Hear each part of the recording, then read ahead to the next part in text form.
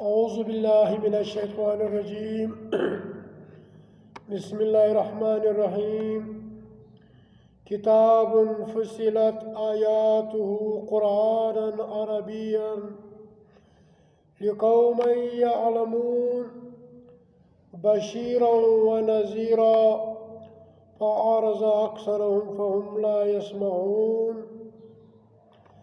دا سورة حامیم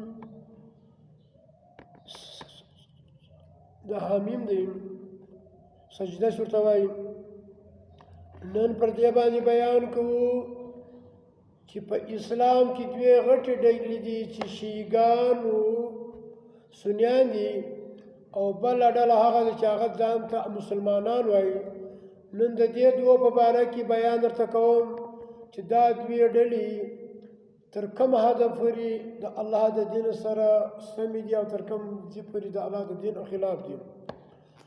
زما ورونو نن د شیعیګانو عقاید بیانوم، سنیانو د بیانوم او د مسلمانانو د بیانوم. اول ور د آیات ورته بیانوم، بیا د هغه په مطابق باندې د شیعیګانو عقاید، سنیانو عقاید او د مسلمانانو عقاید درپېښوم. کتاب دا یو کتاب دی چې د الله قرآن دی، فصلت واضح کړي دي آیاته خپل آیاتونه، حلال و حرام واضح دي. قرآنا دا قرآن دی عربین په عربي زبان کې، لقوم هغه قوم لره یعلمون چې هغه علم لري، عقل والای، سمجدار وي. بشیرا دا خوشخبری ورکوي، و نذیرا ویره ورکوي. کچیری نیک عمل وکي الله به د سره راضي سي، که بد عمل وکي الله به جانم درکي.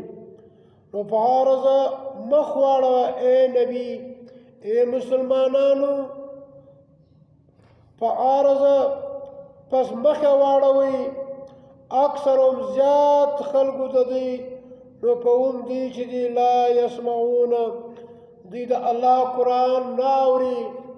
زما ورونو اکثره خلک شیعیګان دي که سنیان دي، فعارض دوی مخ اړوي اکثر په دغه شیعیګانو، په سنیانو، دیوبندیانو، پنجپیریانو کې، په الاجسو کې، په تبلیغیانو کې.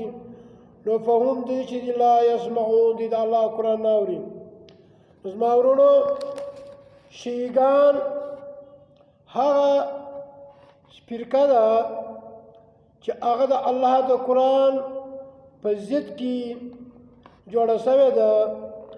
هغه وایي چې زموږ د 12 امامانو غټې بولې پاکې دي، د هغه څخه داسې بوی راځي لکه د مشک د عنبر. سنیان وایي خاص کار زکریا صاحب لیکلی دي، او د تبلیغیانو مشر او بل د علماء عقاید، علماء دیوبند عقاید په هغو په کتاب کې لیکلي دي چې د نبي علیه السلام غټې بولې، کښنۍ بولې، وینه دا ټول پاک دي.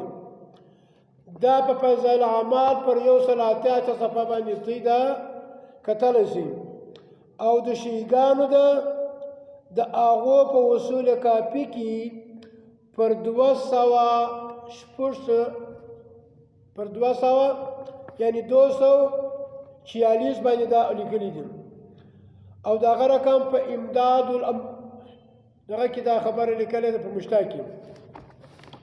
د هغه رقم د شیعیګانو عقیده دا ده چې د خره غوښې حلالې دي. د دې کتاب نوم دی من لا یزرع والفقه، په صفحه په 214 باندې. د سنیانو عقیده دا ده چې د آس غوښې حلالې دي. د دې په هر کتاب چې وګورې د فقه سنیانو په کتابو کې وایي دا د آس غوښې حلال، او الله قرآن کې وایي، سوره نحل کې وایي. او د مسلمانانو دا عقیده ده چې خار آس داسې دي او د سوارلۍ لپاره دي.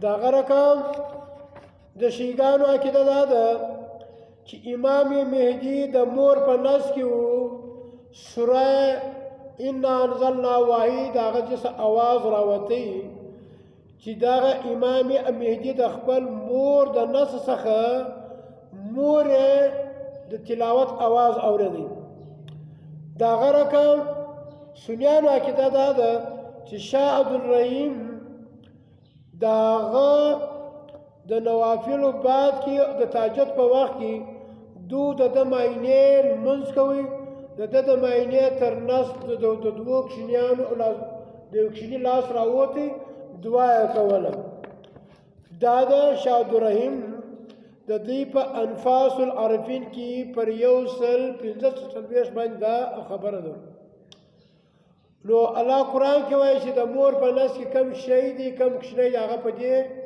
دنیا په حالات نه خبر نه موږ ته خبر یو نو زما ورونو دا د اوشیګانو د سنیانو څو عقیدې چې ما ته بیان کړې نو باید چې موږ ته د الله قرآن ته غاړه کړي په هغه سره عمل وکړو د دغه شیعیګانو د ذاکرینو عمل د سنیانو د علما عمل ښکاره کول دا پر هر مسلمان باندې واجب دي فرض دي او نه ښکاره کول د الله د دین سره دشمنی ده باید چې موږ د الله قرآن زده کړو د دې عمل پر پیش کو واخر دعوانا ان الحمدلله رب العالمین